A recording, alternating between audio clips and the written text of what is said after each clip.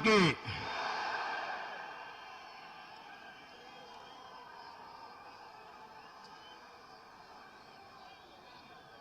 Bharatiya Janata party के राष्ट्रीय अध्यक्ष, हम सबके मार्गदर्शक आदरणीय राजनाथ सिंह जी, राष्ट्रीय महासचिव श्री जेपी नड्डा जी, जम्मू कश्मीर के प्रभारी सांसद श्री अविनाश जी, प्रदेश भाजपा के अध्यक्ष श्रीमान जुगल किशोर जी, श्री अशोक खजूरिया जी, श्रीमान निर्मल सिंह जी, श्री शमशेर सिंह जी, श्री कविंद्र गुप्ता जी, श्री बाली भगत जी, चौधरी सुखनंदन जी, चौधरी श्यामलाल जी, मंच पर विराजमान सभी वरिष्ठ महानुभाव और विशाल संख्या में पधारे हुए जम्मू कश्मीर के प्यारे भाई और बहनों,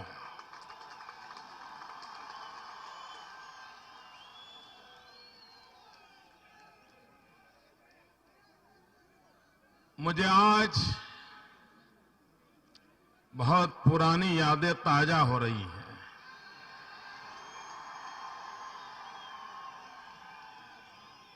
वर्षों तक मुझे जम्मू कश्मीर में संगठन का काम करने का सौभाग्य मिला था। यहां के सभी जिलों में, सभी तहसील में जाने का मुझे सौभाग्य मिला था।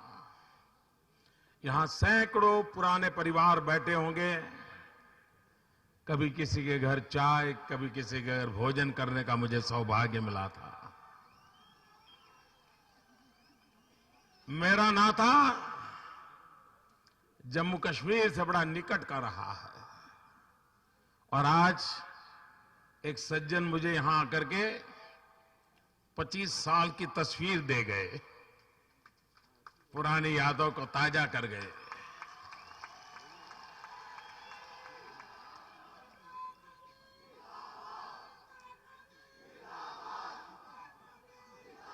और मैं विशेष रूप से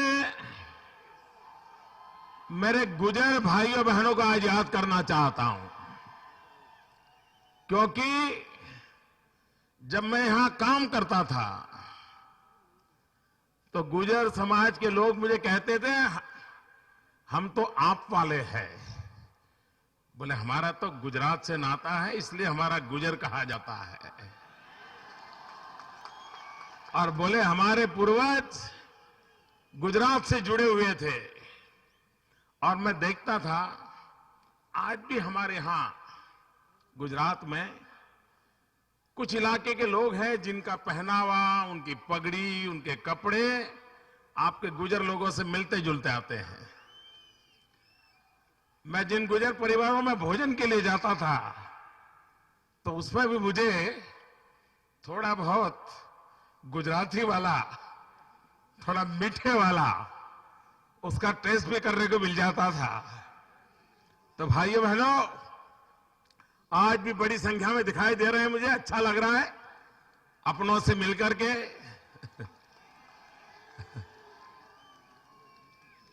भाइयों बहनों,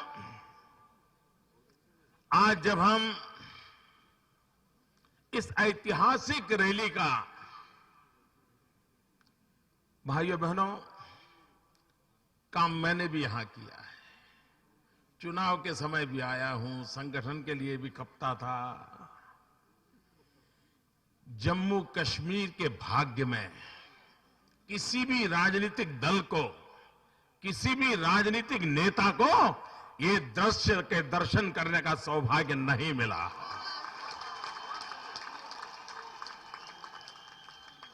भाइयों बहनों, ये माता वैष्णो देवी की कृपा है कि मुझे आज इतने बड़े विशाल जनसागर के दर्शन करने का सौभाग्य मिला है। भाइयों बहनों, हम जम्मू कश्मीर की धरा पर बैठे हैं, तब आज मैं नमन करना चाहता हूं महाराजा हरि सिंह जी को।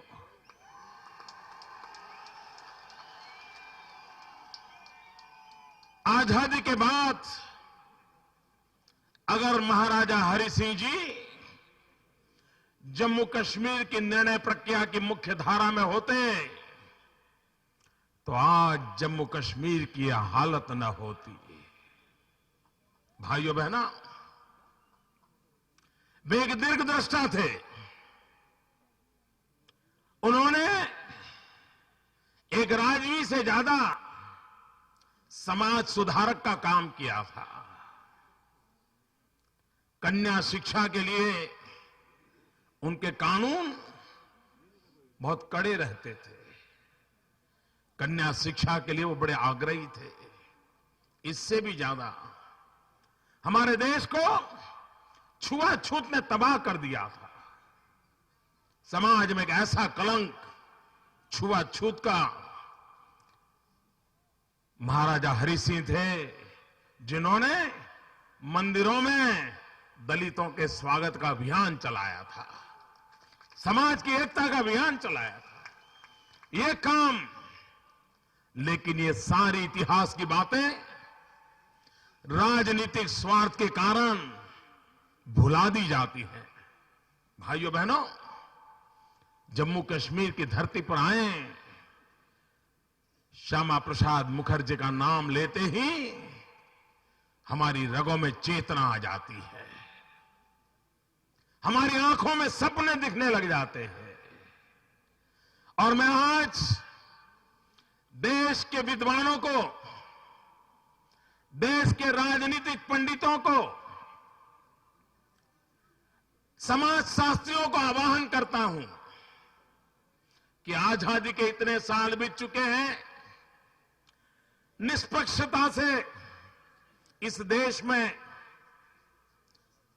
अभ्यास होने की जरूरत है, चर्चा होने की जरूरत है,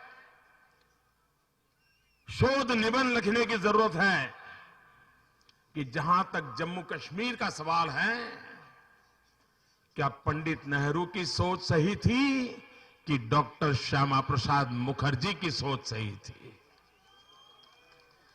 60 साल के इतिहास को अगर हम खुरेद के देखें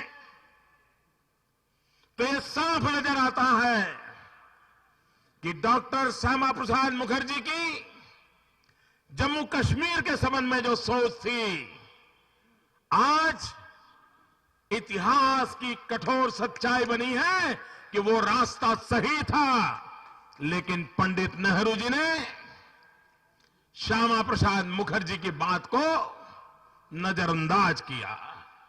भाइयों बहनों, जम्मू कश्मीर की धरती पर आज भी हमें प्रेरणा देने वाला नाम पंडित प्रेमनाथ डोगरा जी। पंडित प्रेमनाथ डोगरा जी ने प्रजा परिषद के माध्यम से जीवन भर वो जूझते रहे, संघर्ष करते रहे। हर पीढ़ी के लोगों को, 3-3 पीढ़ी को प्रेरणा देने का काम पंडित प्रेमनाथ डोगरा जी ने किया था। भाइयों बहनों, हमारे देश का गौरव परमवीर चक्र प्राप्त करने वाले ब्रिगेडियर राजेंद्र सिंह, उनका नाम लेते ही हमारा सीना तन जाता है, गर्व होता है। भाइयों बहनों, इसी भूमि के 2 महावीर चक्र विजेता मेजर सोमनाथ शर्मा और कर्नल रिंचन, भारत मां के लिए लड़ने वाले लोग, उनका स्मरण हमें प्रेरणा देता है। उसी प्रकार से इस देश की रक्षा के लिए अपनी बुद्धि का उपयोग करने वाले मकबूल शेरवानी को कैसे भूला जा सकता है? अब्दुल अजीज को कैसे भूला जा सकता है? भाइयों बहनों, आतंकवाद के खिलाफ लड़ते लड़ते अनेक लोग शहीद हुए हैं, नागरिक मरे, सुरक्षा बलों के जवान मरे, अनेक मां ने अपने लाल खोए हैं। भाइयों बहनों, हम जब टीकालाल टप्पू को याद करते हैं, उसके साथ उन सभी का स्मरण होता है। भाइयों बहनों, आज इस विशाल जनसागर के साथ साथ मैं जम्मू कश्मीर के जनता की रक्षा के लिए, देश की रक्षा के लिए जान हथेली पर खेलने वाले सभी सुरक्षा बलों का भी आदरपूर्वक स्मरण करना चाहता हूं। मैं उनका गौरव करना चाहता हूं, उनका अभिनंदन करना चाहता हूं। भाइयों बहनों, दिल्ली में हमारी सरकार सोई हुई है और मैं नहीं मानता हूं 125 करोड़ देशवासियों के दिल की आग उन्हें जगा सकती है। वो ऐसी गहरी नींद में सोए हैं, लगता है 2014 में भी सोते ही रहेंगे। अब इनके जगने की संभावना बची नहीं है। मैं इसलिए कह रहा हूं, भाइयों बहनों, पाकिस्तान में 2 घटनाएं घटी। एक की तरफ तो देश की मीडिया का ध्यान गया, हिंदुस्तान के लोगों का ध्यान गया, लेकिन दूसरी घटना को भुला दिया गया। पाकिस्तान की जेलों में हिंदुस्तान के 2 नौजवान, बेगुनाह नौजवान जेलों में बंद थे। 20-25 साल से बंद थे।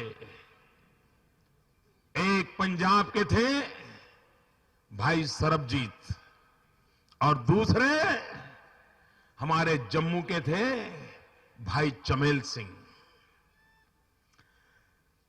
जिस जेल के अंदर सरबजीत को मारा गया, जिस तरीके से मारा गया, उसी तरीके से उसी जेल में 1 हफ्ते पहले चमेल सिंह को मारा गया था।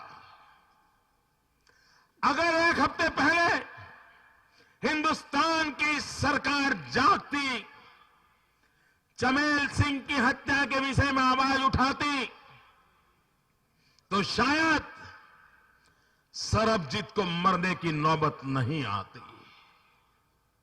भाइयों बहनों, कोई देश की ऐसी सरकार हो सकती है कि उसके लाल मारे जाएं और सरकार सोती रहे? ये कभी, भाइयों बहनों, कैसे हो सकता है?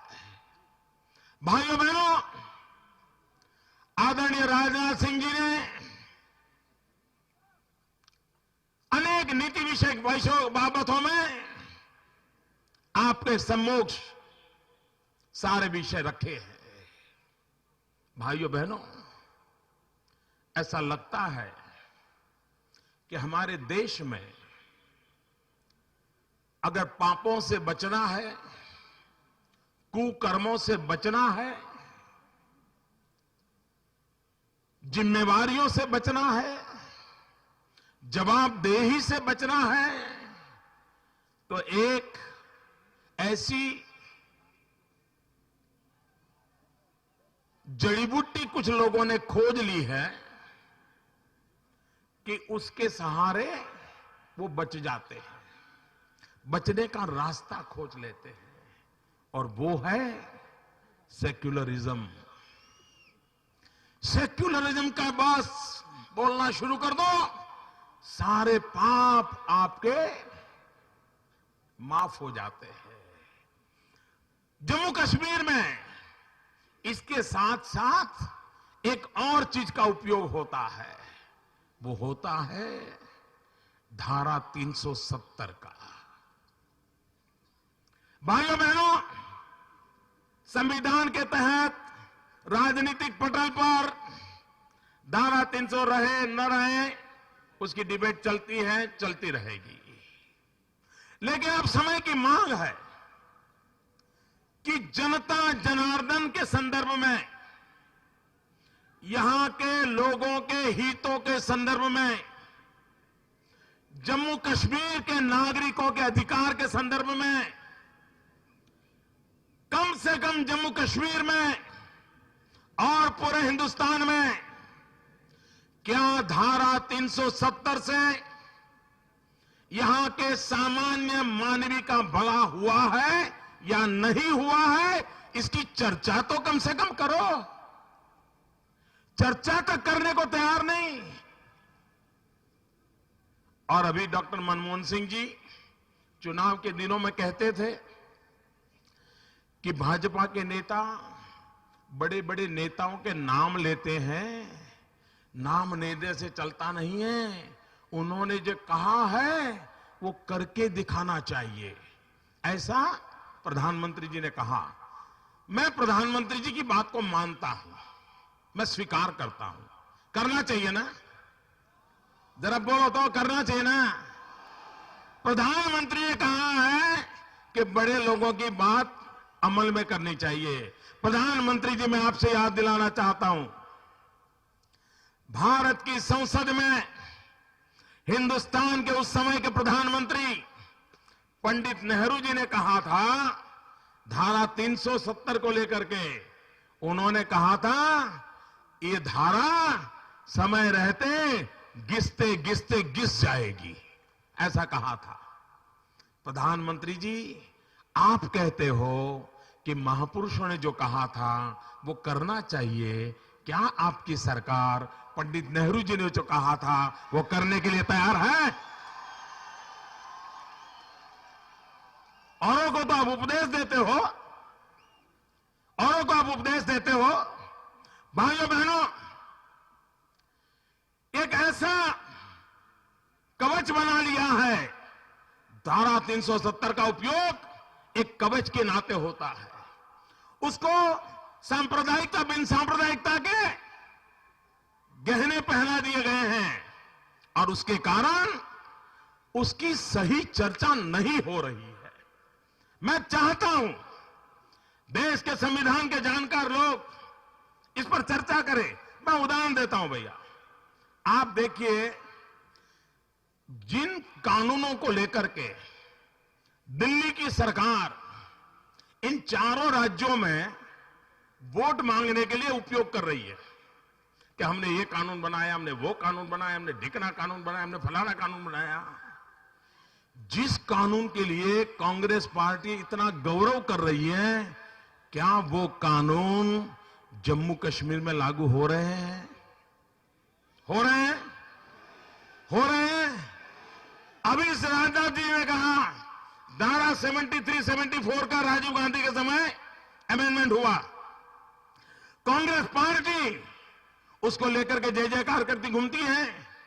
कांग्रेस पार्टी जवाब तो दे कि जिन चीजों को आपने किया वो आप जम्मू कश्मीर में लागू क्यों नहीं करवा पाते हो?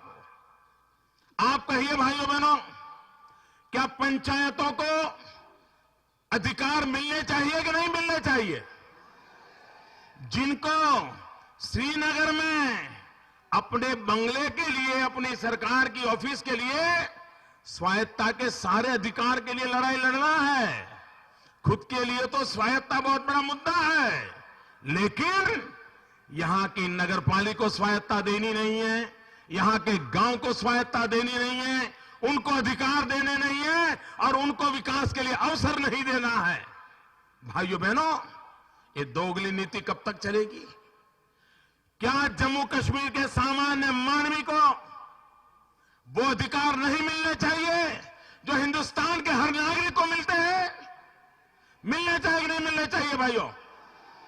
जरा पूरी ताकत से बोलो, मिलने चाहिए। भाइयों बहनों, SC, ST, OBC, schedule caste, schedule tribe और अदर बैकवर्ड क्लास, हिंदुस्तान में दलितों को जो अधिकार मिलते हैं, आदिवासियों को जो अधिकार मिलते हैं, सामाजिक शैक्षणिक पछात वर्ग के लोगों को अधिकार मिलते हैं, शिक्षा में अधिकार मिलते हैं, नौकरी में अधिकार मिलते हैं, चुनाव के प्रतिनिधित्व के लिए अधिकार मिलते हैं। क्या ये अधिकार जम्मू कश्मीर के नागरिकों को मिलना चाहिए कि नहीं? पूरी ताकत से बताइए, मिलना चाहिए कि नहीं मिलना चाहिए? क्यों रोका जा रहा है? भाइयों बहनों, इतना ही नहीं, पूरे हिंदुस्तान में करप्शन की चर्चा चल रही है। सारा देश करप्शन के सामने आक्रोश व्यक्त कर रहा है। जम्मू कश्मीर में भरपूर करप्शन है कि नहीं? जरा पूरी ताकत से बताओ ना भैया, क्या जम्मू कश्मीर में भ्रष्टाचार है? जम्मू कश्मीर में भ्रष्टाचार है, सरकारें भ्रष्टाचार में लिप्त हैं, राजनेता भ्रष्टाचार में लिप्त हैं। भाइयों बहनों, अगर भ्रष्टाचार में लिप्त है तो आप मुझे बताइए, करप्शन प्रिवेंशन के लिए का कानून जम्मू कश्मीर को लागू होना चाहिए कि नहीं होना चाहिए? नहीं लागू किया जा रहा। क्यों? वे अपने आप न जवाबदेह बनना चाहते हैं, न कोई रिस्पॉन्सिबिलिटी, न कोई अकाउंटेबिलिटी। और भाइयों, मैं बताता हूं, आप जरा देखिए, ये सेपरेटिस्ट सेपरेट का नाम से गुण गाने रहे हैं, फायदा किसको हुआ है? किसको फायदा हुआ है? गिन करके 60 साल का इतिहास देख लीजिए, गिन करके सिर्फ 50 परिवारों ने इसका फायदा उठाया है। पूरे जम्मू कश्मीर को अंधेरे में रखा गया है। आप कहिए, ये मेरे गुजर भाई, इनको ट्राइबल के नाते अधिकार मिलने चाहिए कि नहीं मिलने चाहिए? उनको अपने हकों के लिए अधिकार है कि नहीं है? क्यों नहीं दिया जा रहा है? मेरे करगिल के शिया भाई, क्या उनके भलाई के लिए कोई काम होना चाहिए कि नहीं होना चाहिए? आप मुझे बताइए, पूरे हिंदुस्तान में स्त्री और पुरुष के लिए समान कानून है। जो हक पुरुष को है, वही हक महिला को है। क्या जम्मू कश्मीर में महिलाओं के साथ अन्याय होना चाहिए? जरा पूरी ताकत से जवाब दो। बहनें तो जोर से बोल रही है। क्या महिलाओं को पुरुषों जितने अधिकार मिलने चाहिए? महिलाओं के साथ अन्याय बंद होना चाहिए। आज जम्मू कश्मीर के कानून की स्थिति यह है कि यहां पर स्त्री और पुरुष के बीच भेद हो रहा है। मैं यहां हिंदू मुसलमान की बात करने नहीं आया हूं। मैं जब बात करता हूं तो 1.25 करोड़ मेरे जम्मू कश्मीर वासियों की बात करता हूं। ये अलगाव की राजनीति, ये बांटने की राजनीति, इसने देश को तबाह किया है। अगर विकास करना है तो जोड़ने की राजनीति काम आएगी, विकास उसके द्वारा होगा। भाइयों बहनों, ये गंभीर सवाल मैं उठा रहा हूं। कोई मुझे कहे, जो अधिकार यहां के मुख्यमंत्री सिमान ओमर अब्दुल्ला को मिले हैं, क्या वही अधिकार उनकी बहन सारा को मिले हैं? क्या नहीं मिले? मुख्यमंत्री को जो अधिकार है, वो अधिकार मुख्यमंत्री की बहन को नहीं है, क्योंकि उसने कश्मीर के बाहर शादी की, उसके सारे अधिकार छीन लिए गए।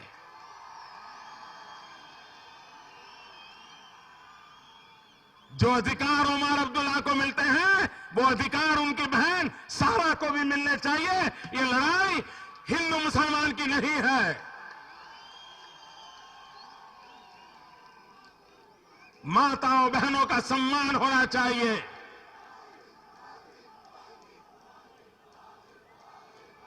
सारा विश्व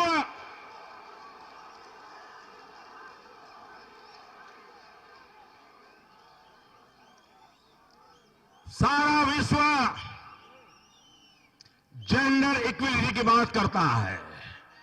ये मानवतावादी लोगों को मैं कहना चाहता हूं, आए दिन हम पर शब्दों के बाण चलाने वालों को मैं पूछना चाहता हूं, आपके मुंह पर ताला क्यों लग गया है? जम्मू कश्मीर की बहनों को अधिकार मिले, इस संबंध में आप चुप क्यों हैं? ये मैं कहना चाहता हूं। भाइयों बहनों, आप समय की मांग है कि हम गंभीरता से सोचें। 60 साल से separate state, separate state, separate state, एक गीत गुनगुनाए कि नहीं गुनगुनाए? हमने भी सुने हैं ना। क्या मिला? क्या मिला? कुछ मिला क्या?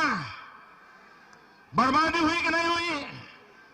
ऊपर से दिल्ली से जो खजाना आता है, वो लूटने के बाद उसका हिसाब तक नहीं दिया जाता है। यही चला है भाइयों। भाइयों बहनों, ये सेपरेट सेपरेट के नाम पर सेपरेटिज्म को बढ़ावा दिया गया है। न भूलें, अलगाववाद को बढ़ावा दिया गया है, अलगाववादी ताकतों को बढ़ावा दिया गया है। भाइयों बहनों, काश अच्छा होता, काश अच्छा होता भाइयों बहनों, कि सेपरेट स्टेट बनाने के सपने देखने के बजाय सुपर स्टेट बनाने के सपने देखे होते। समय की मांग है दोस्तों। आप मुझे बताइए, आपको सेपरेट स्टेट चाहिए कि सुपर स्टेट चाहिए? सुपर स्टेट चाहिए? जरा पूरी ताकत से बताइए, सुपर स्टेट चाहिए? सुपर स्टेट चाहिए? भाइयों बहनों, अटल बिहारी वाजपेयी ने हमें सपना दिया है। अटल बिहारी वाजपेयी ने हमें रास्ता दिखाया है कि जम्मू कश्मीर को सुपर स्टेट बनाना है, सुपर स्टेट बनाना। भाइयों बहनों, ये लोग आए दिन यहां जो शासक बैठे हैं ना, उनको दिल्ली में जाकर के कुछ न कुछ मांगने की आदत हो गई है। क्योंकि उनको लगता है जो आएगा हिसाब तो कोई पूछने वाला नहीं है। और यहां जो नेता लोग हैं वो ज्यादा तो विदेशों में रहते हैं। न उनको यहां की सर्दी पसंद है, न उनको यहां की गर्मी पसंद है। वो मौका पड़ते ही विदेश चले जाते हैं। भाइयों बहनों, हर बार जम्मू कश्मीर की जैसे ऐसी छवि बना दी है कि जम्मू कश्मीर अपने पैरों पर खड़ा नहीं हो सकता है। जम्मू कश्मीर को तो भीख का कटोरा लेकर के दिल्ली के दरबार में जाना ही पड़ेगा। और दिल्ली दे तो भी गाली, न दे तो भी गाली, ये राजनीति का खेल चलता रहता है। भाइयों बहनों, ये जम्मू कश्मीर को बेघर बताने वाले लोग बेघर बताते रहते। बेघर जो बेघर नहीं है, जम्मू कश्मीर भिखारी नहीं है, ये सम्मान से जीने वाले लोगों की जमात है। ये देश के लिए मरने मटने वालों की जमात है। भाइयों बहनों, ये बेघर का कलंक मिटाना है कि नहीं मिटाना है? बेघर का कलंक मिटाना है कि नहीं मिटाना है? और इसलिए भाइयों बहनों, मैं आज आपके पास आया हूं। हमें जम्मू कश्मीर को बेघर से निकाल करके बेटर जम्मू कश्मीर बनाना है। बेघर वाले दिन बहुत हो गए, बेटर के रास्ते पर चलना है, और इसलिए हमने आगे बढ़ना है।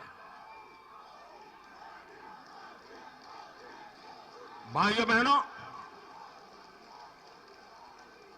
मैं ये भी आपसे कहना चाहता हूं, आप मुझे बताइए, करगिल का, जहां मेरे सिया समाज के भाई बहन रहते हैं, मैं उस समाज के भी काफी करीब रहा था। मैं करगिल में भी जाकर रहा था और मैंने उनके दुख दर्द को जानने की कोशिश की थी। क्या भाइयों बहनों, जम्मू कश्मीर में विकास हो, श्रीनगर वैली में विकास की बातें हो, लेकिन क्या कारण है कि करगिल के मेरे शिया समाज को विकास की धारा से अछूता रखा जाए? उसके साथ अन्याय क्यों किया जा रहा है? जैसे गुजरों के साथ अन्याय, बकरवाल के साथ अन्याय, शिया समाज के साथ अन्याय, हर एक को अलग करते जाना, हर एक को पीछे रखते जाना, ये कब तक चलता रहेगा? और इसलिए भाइयों बहनों, ये जम्मू कश्मीर में डिस्क्रिमिनेशन की जो राजनीति है, कभी लद्दाख के साथ अन्याय, कभी जम्मू रीजन के साथ अन्याय, कभी शिया के साथ अन्याय, कभी बकरवाल से अन्याय, कभी गुजर से अन्याय। ये अन्याय कब तक करते रहोगे? भाइयों बहनों, अगर जम्मू कश्मीर के मेरे भाइयों बहनों एक बनकर के आवाज उठाओगे तो श्रीनगर में बैठी हुई सरकार में कोई दम नहीं है, दिल्ली सरकार में भी कोई दम नहीं है जो आपके भविष्य को बदलने से रोक सके। भाइयों बहनों, इन्हें विकास में रुचि नहीं है। मैं आपको बताना चाहता हूं, हम रामायण के काल से सुनते आए हैं कि हिमालय में जड़ी बूटियां होती हैं। जब लक्ष्मण जी बेहोश हो गए तो हनुमान जी हिमालय से जड़ी बूटी ले गए, ऐसा हम सुनते हैं। हम सब मानते हैं कि हिमालय की जड़ी बूटियां औषधों के लिए बहुत उपयुक्त है। जम्मू कश्मीर जड़ी बूटियों के खजाने से भरा पड़ा है। भाइयों बहनों, हमारे पड़ोस में चीन हर्बल मेडिसिन का एक्सपोर्ट दुनिया में सबसे ज्यादा करता है। आज पूरे विश्व में हर्बल मेडिसिन का एक आकर्षण है। पूरा विश्व हर्बल मेडिसिन के रास्ते पर जा रहा है। होलिस्टिक हेल्थ केयर, ये समाज जीवन में परिवर्तन लाया है।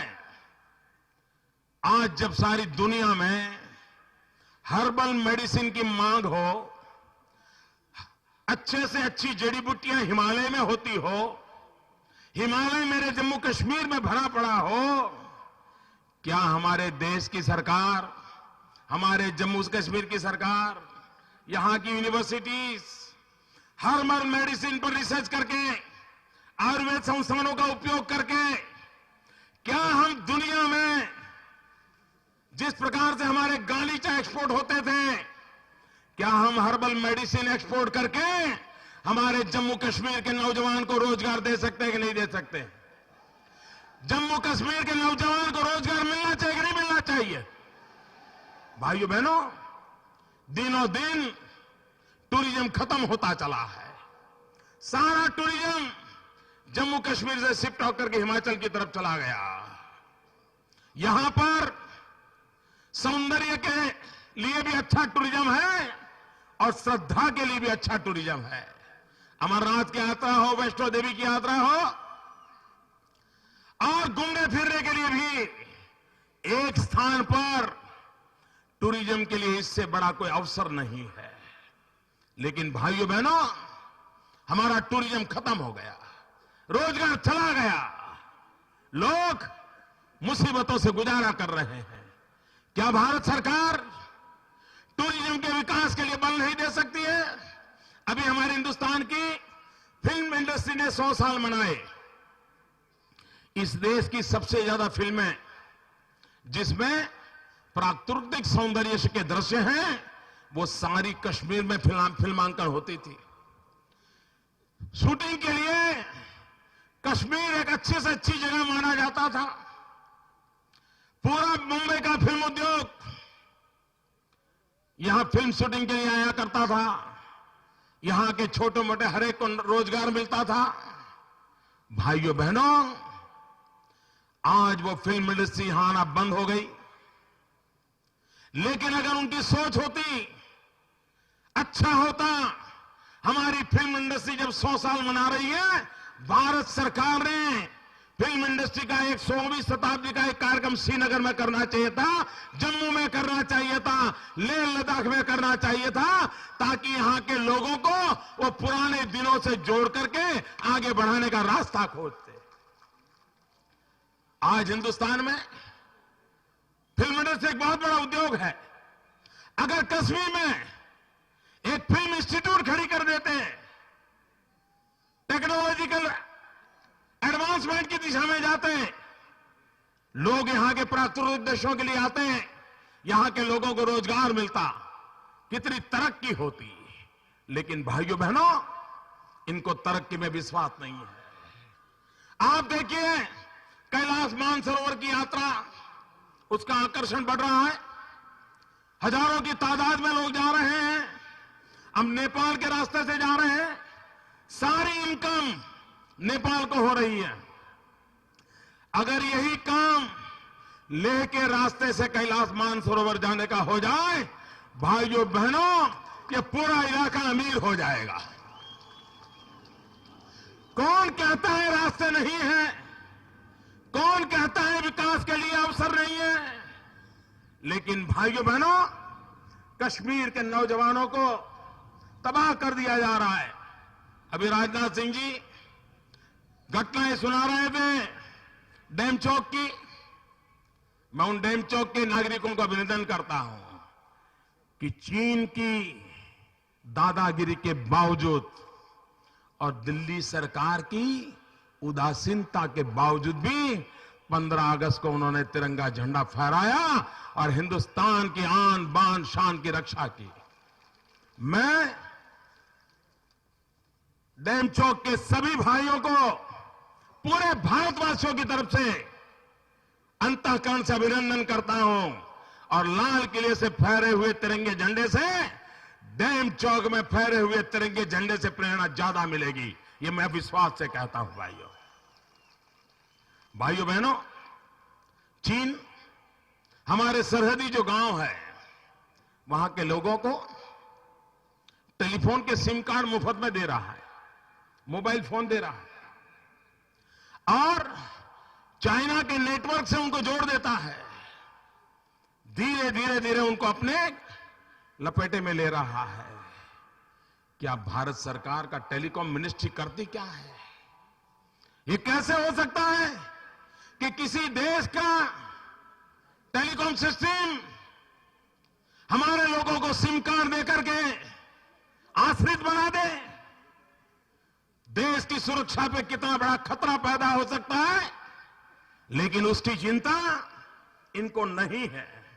भाइयों बहनों, आज भी जम्मू कश्मीर के लोगों के दिलों में अटल बिहारी वाजपेयी के लिए एक श्रद्धा का भाव है।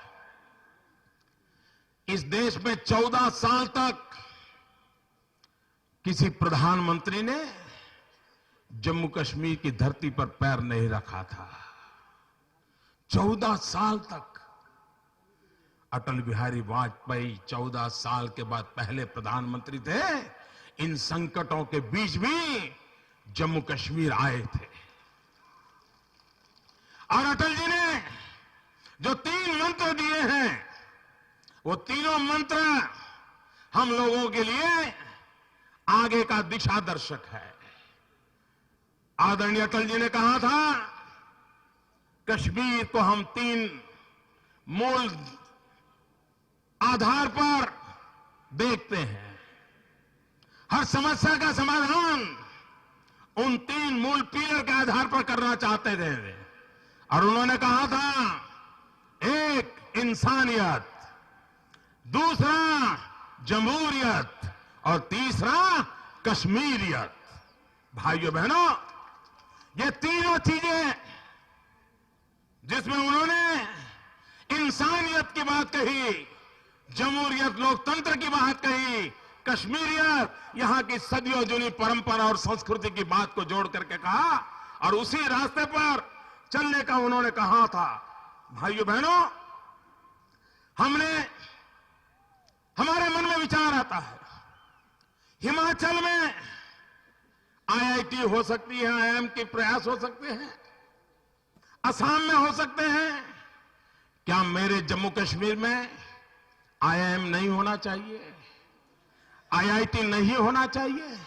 क्या यहां के नौजवान पढ़ लिख करके हिंदुस्तान के अंदर अपना नाम रोशन नहीं कर सकते हैं? लेकिन भाइयों बहनों, शैक्षिक संस्थाओं का जो विकास होना चाहिए उसको करने में भी न जम्मू कश्मीर की सरकार को भरोसा है और न ही दिल्ली सरकार को विश्वास है।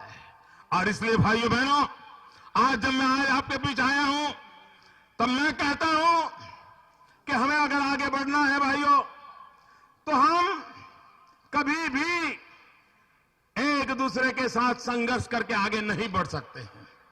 आज देश का लोकतंत्र उन लोगों के कब्जे में है, या तो वो अहंकारवादी हैं, या वो अवसरवादी हैं, या विघटनवादी हैं, या वंशवादी हैं, या तो सुखवादी है। सिवाय अपना सुख कुछ भी नहीं देख सकते हैं। ऐसे लोगों के कारण आज जब देश तबाह हो रहा है, तब भाइयों बहनों, हमारा देश विविधता में एकता से भरा हुआ है। विविधता में एकता, यही हमारे देश की विशेषता है। कश्मीर से कन्याकुमारी तक, अटक से कटक तक, ये भारत माता एक है। उसी भाव को लेकर के, एकता के स्वर को लेकर के हमें आगे बढ़ना होगा।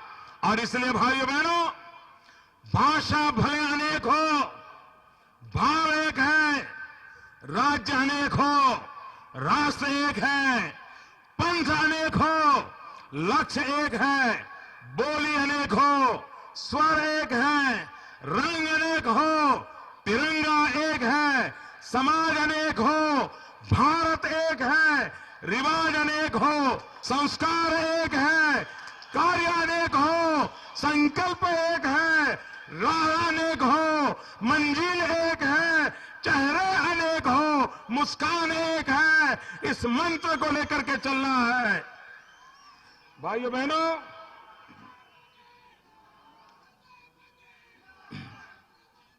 भाइयों बहनों,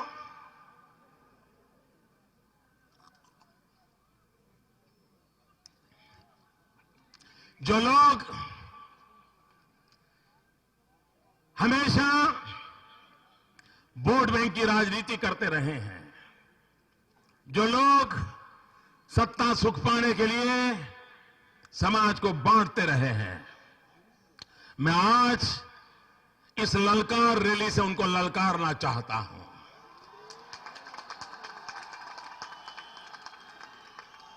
और मेरी हर बात को सेक्युलरिज्म के तराजू पर तोल कर देखा जाए, और अगर उनमें हिम्मत है, सच्चाई को स्वीकार करें। मैं आज इस ललकार रैली में से उनको ललकारना चाहता हूं। भाइयों बहनों, हमारी सोच क्या है? हमारा मंत्र है, भाइयों बहनों, सरकार का कोई धर्म नहीं होता है, सरकार का एक ही धर्म होता है। सरकार का एक ही धर्म होता है, India first, nation first, Hindustan सबसे पहले। सरकार का एक ही धर्म ग्रंथ होता है, और वो धर्म ग्रंथ है भारत का संविधान। सरकार की एक ही भक्ति होती है, भारत भक्ति। सरकार की एक ही शक्ति होती है, 125 करोड़ देशवासियों की शक्ति। सरकार की एक ही पूजा होती है, 125 करोड़ देशवासियों का कल्याण। सरकार की एक ही कार्यशैली होती है, सबका साथ, सबका विकास। इसी मंत्र को लेकर के भारतीय जनता पार्टी आगे बढ़ रही है। मैं जम्मू कश्मीर के कार्यकर्ताओं को, जम्मू कश्मीर की जनता को अंतःकरणपूर्वक बधाई देता हूं। भाइयों बहनों, आज आपने रंग ला दिया है, सारा हिंदुस्तान, ये घटना स्टेडियम की नहीं है, ये घटना पूरे हिंदुस्तान के नाच की घटना है। देश की एकता में विश्वास करने वालों को ताकत देने वाली घटना है। शांति, एकता, भाईचारा में विश्वास करने वालों लोग ये हौसला बुलंद करने वाली घटना है। इसलिए आप सबको मेरी बहुत बहुत शुभकामनाएं। मेरे साथ पूरी ताकत से दोनों हाथ ऊपर करके बोलेंगे, भारत माता की, भारत माता की, भारत माता की, वंदे वंदे वंदे वंदे वंदे वंदे वंदे वंदे वंदे।